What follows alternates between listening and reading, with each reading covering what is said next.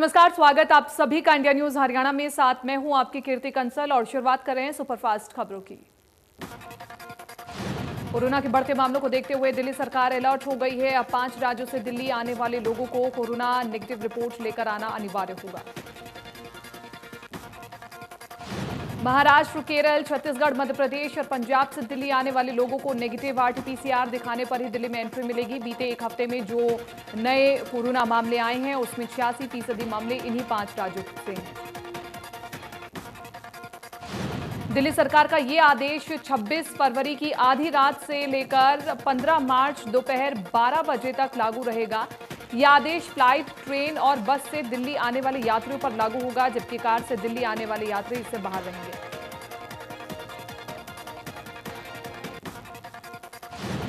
प्रदेश भर में तीसरी से 5वीं तक के छात्रों के लिए स्कूल आज से खुलेंगे और करीब 11 महीने बाद छात्र स्कूल में वापस लौटे हैं। अभिभावकों की अनुमति के साथ ही छात्रों को स्कूल में एंट्री मिली। जो छात्र ऑनलाइन पढ़ाई जारी रखना चाहते हैं उनके लिए ऑनलाइन सुविधाएं जारी रहेंगी। छात्रों को स्कूल में आने के लिए बाध्य नहीं किया जाएगा और ना ही उनका नाम काटा जाएगा।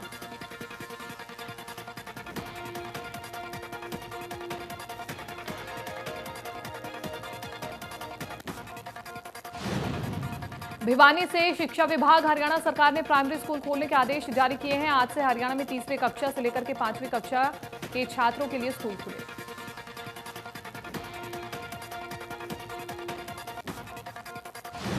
साढ़े 3 घंटों के लिए सरकारी और प्राइवेट स्कूलों को खोलने का आदेश जारी किया गया। हालांकि जिन बच्चों के माता पिता ऑनलाइन पढ़ाई जारी रखना चाहते हैं उनको ऑनलाइन पढ़ाई की भी छूट दी जाएगी।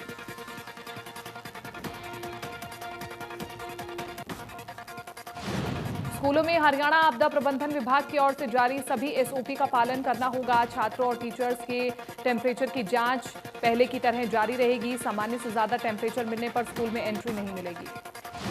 स्कूल परिसर को क्लास के मुताबिक अलग अलग विंग्स में बांटा गया है। एसओपी के सभी नियम का पालन करने के बाद भी कई छात्र कोरोना पॉजिटिव पाए जाते हैं तो क्लास के विंग को 10 दिन के लिए बंद कर दिया जाएगा।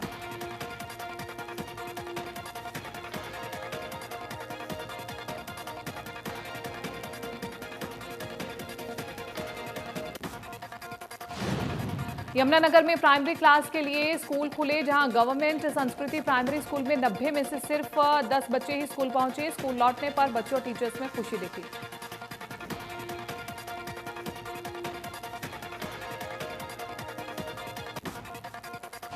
कालांवाली के वार्ड नंबर 2 में राजकीय प्राथमिक पाठशाला में कोरोना नियमों का पालन होता नजर नहीं आया। स्कूल में ना ही सैनिटाइजर की व्यवस्था और ना ही साफ सफाई दिखी। जो बच्चे पाठशाला में आ रहे थे उन्होंने मास्क तक नहीं लगाया हुआ था। स्कूल में एंट्री करने पर बच्चों से अनुमति पत्र नहीं मांगा जा रहा था और ना ही टेम्परेचर चेक किया जा रहा था।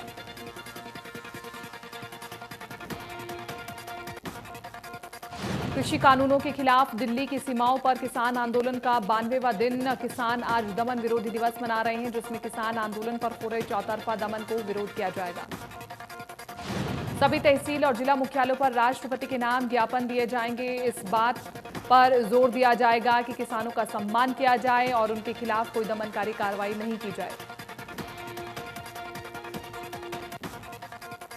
कांग्रेस नेता राकेश टिकैत ने कहा कि 40 लाख ट्रैक्टर लेकर किसान दिल्ली जाएंगे और संसद का घेराव करेंगे। अभी तारीख तय नहीं है कि किसान कब जाएंगे। राकेश टिकैत ने कहा कि संयुक्त किसान मोर्चा तारीख तय करेगा। इसके अलावा दिल्ली के पार्कों में किसान खेती करेंगे ताकि खेती का महत्व सरकार को समझाया जाए।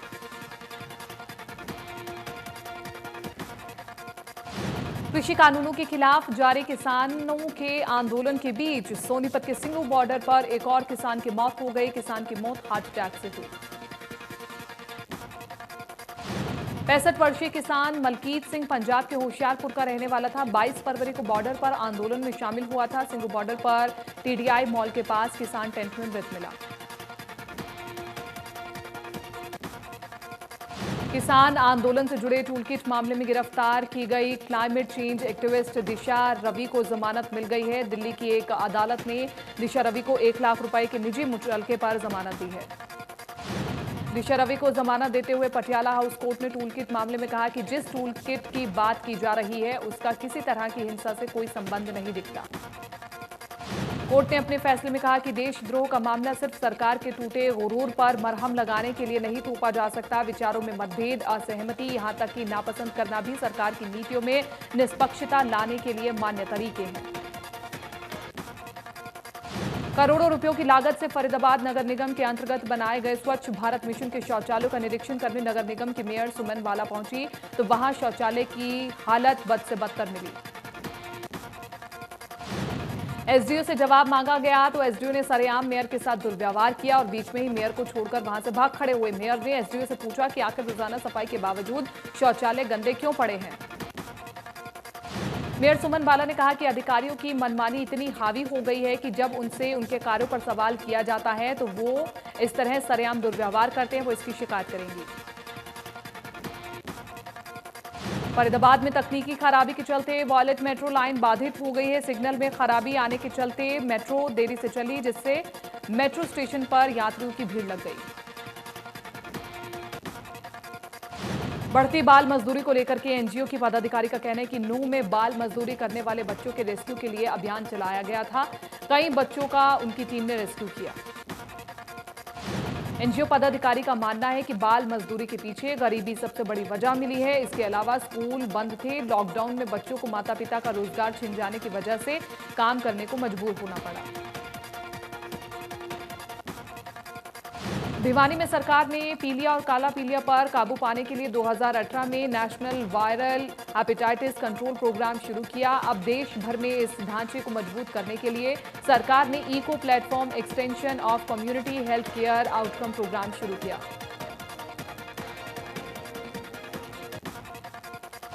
हरियाणा देश का पहला ऐसा राज्य है जहां साल 2013 में काला पीलिया की रोकथाम के लिए निःशुल्क जीवन रेखा स्कीम शुरू की गई थी और इसी की सफलता को देख करके सरकार ने 2018 में इसे देश में लागू किया था। पीएमओ ने बताया कि पीलिया के कहर को रोकने के लिए देश में extension of community health care outcome programme शुरू किया गया है। इसकी रोकथाम के लिए हरियाणा में इलाज निःशुल्क है। इन दिनों ये प्रोग्राम जोरों पर है। जींद में आईटीआई अनुदेशक ने फांसी का फंदा लगाकर आत्महत्या कर ली है। मृतक गांव ढांढा खेड़ी का रहने वाला था। परिजनों ने मृतक को मानसिक तौर पर परेशान बताया। पुलिस ने मृतक के शव को सामान्य अस्पताल में पोस्टमार्टम कर परिजनों को सौंप दिया है। मृतक की जेब से मिले कागजातों के आधार पर उसकी पहचान हुई है। मृतक इलाज के लिए अस्पताल जाने की बात कहकर घर से निकला था।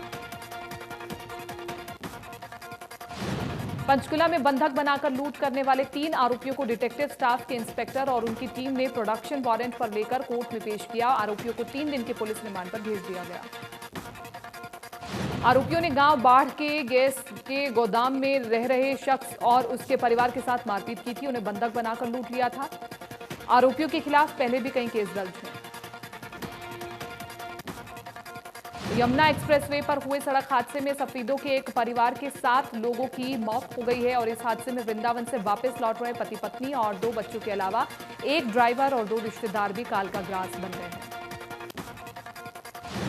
व्यापारी अपने परिवार के साथ वृंदावन गए थे। वहां से वापस लौटते समय जेवर के पास यमुना एक्सप्रेसवे पर टैंकर पलटने से गाड़ी उसमें जा टकराई, जिससे ड्राइवर समेत 7 लोगों की मौत हो गई। करनाल में बम पटाखा फैक्ट्री में आग लग गई। आग लगने की वजह साफ नहीं हो पाई है। हादसे में 3 लोग झुलस गए थे, जिनकी इलाज के दौरान मौत हो गई। भारत और इंग्लैंड के बीच 4 मैचों की सीरीज का तीसरा टेस्ट अहमदाबाद के मोटेरा स्टेडियम में खेला जाएगा। ये डे नाइट टेस्ट है जो पिंक बॉल से खेला जाएगा। भारत में दूसरा डे नाइट टेस्ट होगा। इससे पहले भारत ने बांग्लादेश के खिलाफ ईडन गार्डन्स में डे नाइट टेस्ट मैच खेला था। इस मैच में भारत ने जीत हासिल की। भारत और इंग्लैंड के बीच अब तक सीरीज के 2 मैच खेले जा चुके। दोनों ही मैच चेन्नई में खेले गए थे, जिसमें से एक में भारत और एक में इंग्लैंड ने जीत हासिल की। दोनों टीम 1-1 जीत के साथ सीरीज 1-1 से बराबर है। सीमांत क्षेत्र के किसानों को सरकार ने बड़ी राहत दी है। सरकार के इस फैसले के बाद सीमाओं के साथ लगते बाकी राज्यों के किसान भी हरियाणा की मंडियों में अपनी फसल बेच सकेंगे। सीमांत क्षेत्र के किसानों को फसल बेचने से पहले मेरी फसल मेरा ब्यौरा पोर्टल पर फसल से जुड़ी जानकारी दर्ज कराने के बाद ही योजना का फायदा मिल सकेगा। इससे पहले किसानों को मंडियों में फसल डालने के लिए जद्दोजहद करनी पड़ती थी। हरियाणा के उप मुख्यमंत्री दुष्यंत चौटाला ने चंडीगढ़ में उचाना विधानसभा क्षेत्र के प्रस्तावित और चालू प्रोजेक्ट्स की समीक्षा की। उन्होंने बैठक में मौजूदा अधिकारियों को प्रोजेक्ट इसी बजट अवधि में पूरा करने के निर्देश दिए। डिप्टी सीएम ने कहा कि विकास कार्यों के लिए राज्य सरकार की ओर से धन की कमी नहीं आने दी जाएगी। डिप्टी सीएम ने उचाना विधानसभा क्षेत्र से संबंधित एजेंडे पर पॉइंट वाइज चर्चा की। पंचकुला में आयोजित 82वें senior national table tennis championship के समापन समारोह में डिप्टी सीएम दुष्यंत चौटाला ने शिरकत की। इस दौरान खेल मंत्री संदीप सिंह भी ताऊ देवीलाल स्टेडियम में मौजूद रहे। हरियाणा के सहकारिता और अनुसूचित जाति पिछड़ा वर्ग कल्याण विभाग की योजनाओं की समीक्षा के लिए जिला कल्याण अधिकारियों की बैठक हुई। बैठक में विभागीय मंत्री डॉक्टर बनवारी लाल ने अधिकारियों को निर्देश दिए। डॉक्टर बनवारी लाल ने कहा कि सरकार की कल्याणकारी योजनाओं का लाभ दूरदराज गांव के लोगों तक पहुंचे, अंत्योदय का सपना साकार हो सके। अधिकारी महीने में 2 दिन किसी भी गांव में जाकर लोगों को सरकार की योजना की जानकारी दें। इस दौरान लापरवाह अधिकारियों को लेकर के बनवारी लाल ने कहा कि ऐसे लोगों के प्रति सख्त रुख अपनाने की जरूरत है। लंबित मामलों का समय से निस्तारण करने के निर्देश भी दिए गए। पंचकुला में जिला सचिवालय में प्रशासनिक अधिकारियों की अहम बैठक हुई, जिसमें विधानसभा अध्यक्ष ज्ञानचंद गुप्ता और केंद्रीय राज्य मंत्री रतनलाल कटारिया ने हिस्सा लिया। बैठक में कई अहम मुद्दों पर चर्चा हुई। हरियाणा में सरपंचों का कार्यकाल 23 फरवरी को खत्म हो गया। 24 फरवरी के बाद ग्रामीण अंचल में विकास कार्यों की जिम्मेदारी प्रशासन की गतिविधियों की होगी। सरपंचों के कार्यकाल के बाद आगे की रणनीति को लेकर के डीसी ने जानकारी दी। उपायुक्त मुकुल कुमार के मुताबिक सरकार ने अपने स्तर पर और उपायुक्तों के जरिए अध्यादेश जारी किए हैं कि कोई भी पंचायत का सरपंच या पंचायत समिति का पदाधिकारी और जिला परिषद के प्रतिनिधि अपना अपना चार्ज अपने संबंधित अधिकारियों को सौंप दें। जिला विकास एवं पंचायत अधिकारी शंकर लाल गोयल ने कहा, संबंधित अधिकारी ग्रामीण अंचल में चल रहे विकास कार्यों को पूरा कराएंगे। पंचायतों से जुड़े मामलों को लेकर संबंधित अधिकारी ही काम की समीक्षा करेंगे। तय समय पर चुनाव नहीं होंगे और खबर है कि चुनावों में 5 से 6 महीने की देरी हो सकती है और ऐसे में सरकार पंचायती राज संस्थाओं में प्रशासक नियुक्त करने के आदेश पहले ही जारी कर दिए हैं। माना यह जा रहा है कि अब इसके लिए नोटिफिकेशन भी जारी हो जाएगी।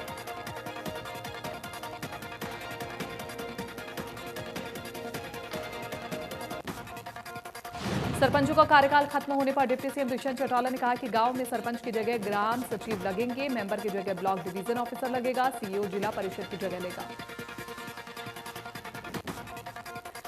सिरसा में जड़गलन बीमारी के कारण किसानों की नरमे कपास की हजारों एकड़ फसल खराब हो गई थी, जिसके मुआवजे की प्रक्रिया शुरू हो गई है। कृषि विभाग ने खराब हुई 330 गांव की फसलों का सर्वे करवा बीमा कंपनी को भेज दिया है।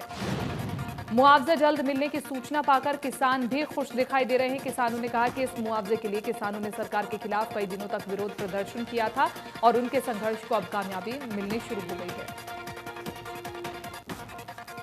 जाखल नगर पालिका में अविश्वास प्रस्ताव की चर्चा के दौरान पार्षदों ने एक पक्ष में वोटिंग करते हुए मौजूदा प्रधान के खिलाफ अविश्वास प्रस्ताव पारित किया, जिसके बाद अब सीमा नगर पालिका जाखल की प्रधान नहीं रही।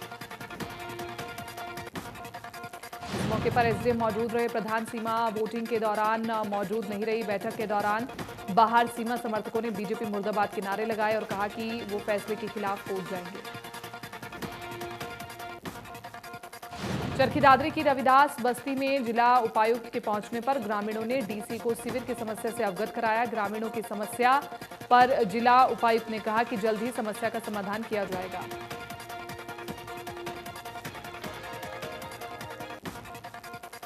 यमुनानगर की शिवपुरी कॉलोनी में बेरहम पति ने अपनी पत्नी और साली पर तेल छिड़क करके आग लगा दी और खुद को भी आग के हवाले कर दिया। जानकारी के मुताबिक काफी समय से पति पत्नी में अनबन चलते हुए पति परेशान होकर के अपने ससुराल में पहुंचा, पर पति ने अपनी पत्नी के साथ साथ साली को भी आग के हवाले कर दिया। रोहतक में श्याम कॉलोनी में ज्वेलरी शॉप पर तीनों बदमाशों ने गन पॉइंट पर लूट की वारदात को अंजाम दिया। घटना के दौरान हुई हाथापाई में ज्वेलर के पैर में गोली लगी, जिससे गंभीर हालत में रोहतक की जेल में भर्ती कराया गया। तीनों बदमाश घटना को अंजाम देकर बाइक से फरार हो गए। ज्वेलर का कहना है कि लगभग 1.5 किलो चांदी और 8 तोले सोना बदमाश लूटकर फरार हो गए। चौहाना में गांव जमालपुर के कस्तूरबा गांधी बालिका स्कूल को अपग्रेड करके सीनियर सेकेंडरी तक करने से ग्रामीणों में खुशी का माहौल है। ग्रामीणों ने सार्वजनिक उपक्रम ब्यूरो के चेयरमैन सुभाष बराला का आभार जताया। ग्रामीणों का कहना है कि बेटियों को उच्चतर शिक्षा देने के मकसद से गांव जमालपुर में स्कूल खोला गया और स्कूल अपग्रेड ना होने से उन्हें परेशानी का सामना करना पड़ता था। कैथल ट्रैफिक पुलिस के हौसले इन दिनों बुलंद हैं। 2 महीने में 10,500 वाहनों के चालान किए गए और 75 लाख रुपए का जुर्माना जमा किया गया। पुलिस का कहना है कि लोग नियमों का पालन करें, चालान से बचे। पुलिस की सख्ती का परिणाम है कि दुर्घटनाओं में 20% की कमी आई है। आगे भी सख्ती जारी रहेगी। बल्लभगढ़ पुलिस ने सरकारी काम में बाधा पहुंचाने के आरोप में आधा दर्जन लोगों के खिलाफ मामला दर्ज कर लिया है। एसएचओ ने जानकारी दी है। स्वास्थ्य विभाग की टीम ने नर्सिंग होम पर रेड की थी। रेड के दौरान कार्रवाई रोकने और सरकारी काम में बाधा पहुंचाने वाले 8 लोगों के खिलाफ स्वास्थ्य विभाग की शिकायत पर पुलिस ने मामला दर्ज किया।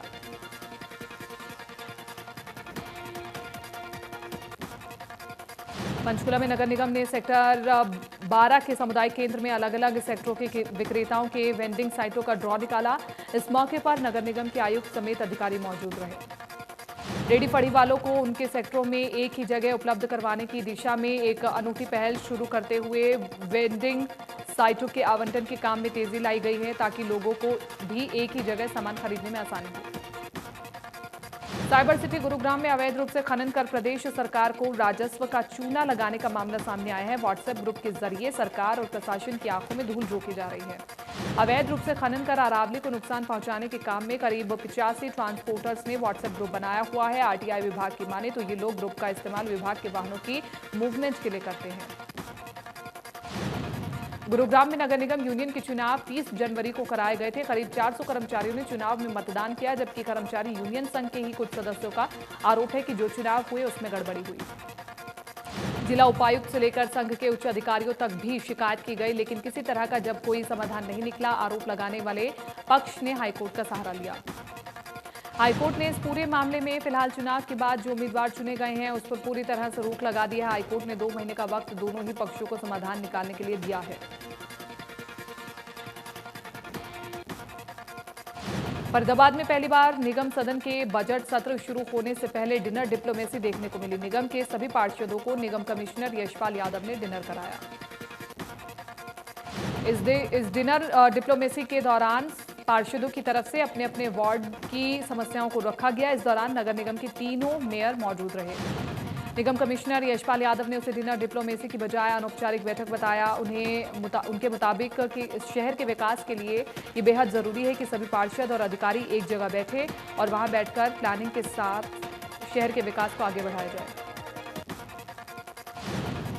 निगम कमिश्नर का कहना है कि उन्होंने तय किया है कि हर बुधवार को अब पार्षदों से अनौपचारिक बैठक होगी, जिसमें पार्षद अपने इलाके में होने वाले विकास कार्य और आने वाली समस्या के बारे में उनको बता सकते हैं।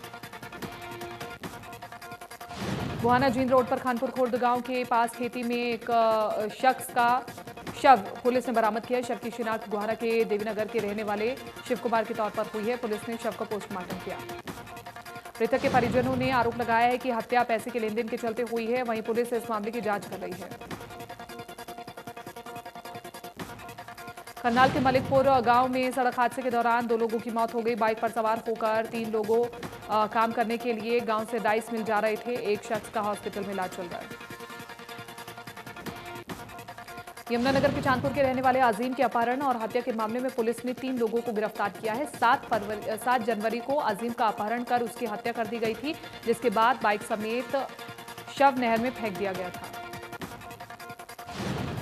महेंद्रगढ़ के जिला स्तरीय खेल परिसर में बॉक्सिंग रिंग का उपायुक्त ने उद्घाटन किया। इस दौरान उपायुक्त ने कहा कि खिलाड़ियों को हर तरह की ढांचागत सुविधाएं मुहैया कराई जाएंगी। टेनिस कोर्ट और 370 मीटर के ट्रैक निर्माण का एस्टीमेट तैयार है। गुरुग्राम की सड़कों पर अब आवारा पशु नजर नहीं आएंगे। इसके अलावा नगर निगम ने कार्रवाई करने की तैयारी शुरू कर दी है। नगर निगम की मेयर ने बताया कि निगम की तरफ से लगातार आवारा पशुओं को पकड़ा जा रहा है। इस बार आवारा पशुओं को न सिर्फ पकड़ा जाएगा बल्कि उनके मालिकों पर 10,000 रुपए का जुर्माना भी लगाया जाएगा और उनके पशु भी वापस नहीं लौटाए जाएंगे। नगर निगम के मुताबिक पिछले 2-3 महीनों में लगभग 1000 गायों को पकड़ करके गौशाला पहुंचाया गया था। फतेहाबाद में सेना की भर्ती को लेकर के कोरोना टेस्ट कराने को लेकर के युवाओं की नागरिक अस्पताल में भारी भीड़ जुटी। 26 फरवरी को हिसार में होने वाली सेना की भर्ती को लेकर के कोविड टेस्ट अनिवार्य है। वहीं कोरोना को लेकर के स्वास्थ्य विभाग की ओर से अलर्ट भी जारी किया गया है। डॉक्टर शरद तुली ने कहा कि कोरोना की दूसरी लहर को लेकर कोरोना के नए स्ट्रेन से फिर केस बढ़ रहे हैं। डॉक्टर शरद ने बताया कि इन दिनों महाराष्ट्र, पंजाब और केरल जैसे राज्यों में कोरोना के नए स्ट्रेन से फिर से केस बढ़ रहे हैं, जिसको लेकर के स्वास्थ्य विभाग और प्रशासन अलर्ट पर है और सैंपलिंग की संख्या भी बढ़ा दी गई है।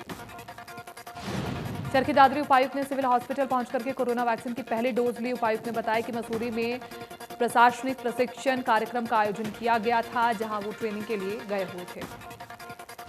डीसी ने बताया कि ट्रेनिंग को लेकर ही वो वैक्सीन नहीं ले पाए, जिन्होंने लोगों को भी वैक्सीन के प्रति जागरूक किया और कहा कि इस वैक्सीन का कोई भी साइड इफेक्ट नहीं है। फ्रंटलाइन कोरोना योद्धाओं को दूसरे चरण के तहत कोविशील्ड का दूसरा टीका लगना शुरू हो गया है। भिवानी में 35 केंद्रों पर कोविशील्ड का दूसरा टीका फ्रंटलाइन योद्धा, आंगनबाड़ी वर्कर, मेडिकल स्टाफ और पुलिसकर्मियों को लगाया जाएगा। भिवानी में पहले चरण के तहत 78% फ्रंटलाइन वर्कर्स को कोविशील्ड के टीके लगाए जा चुके हैं। 4425 फ्रंटलाइन कोरोना वॉरियर्स को टीका लगाया गया। दूसरे चरण के तहत लगभग 5500 कर्मचारियों को टीका लगाए जाने का लक्ष्य रखा गया। जिन कर्मचारियों ने पहले चरण के तहत टीका नहीं लगवाया, उन्हें भी दोबारा से मैसेज भेज करके टीका लगवाने के लिए बुलाया जाएगा।